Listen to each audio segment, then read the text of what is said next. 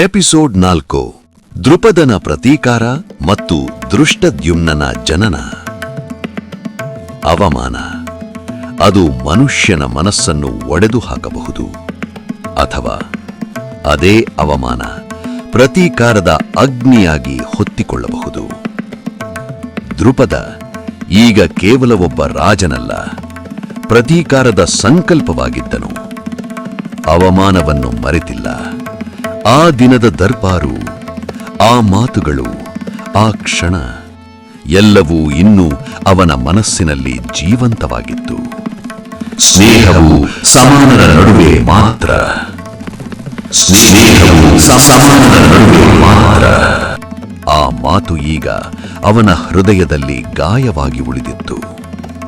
ಪ್ರತೀಕಾರದ ನಿರ್ಧಾರ.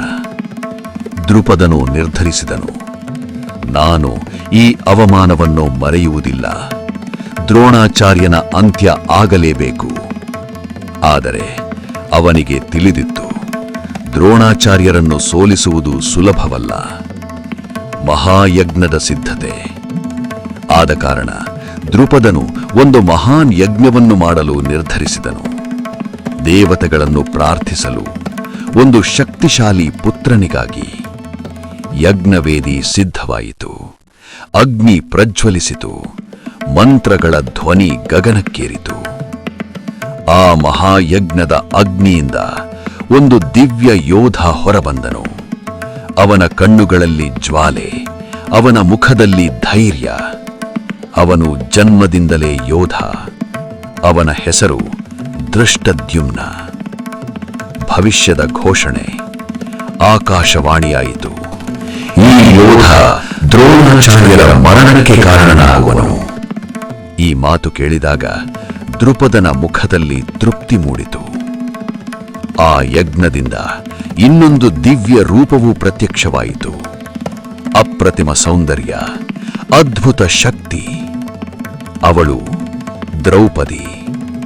ಮುಂದೆ ಮಹಾಭಾರತದ ಕೇಂದ್ರ ಪಾತ್ರವಾಗುವಳು. ಒಂದು ಅವಮಾನ, ಒಂದು ಪ್ರತೀಕಾರ ಮತ್ತು ಒಂದು ಭವಿಷ್ಯದ ಯುದ್ಧಕ್ಕೆ ಆರಂಭ.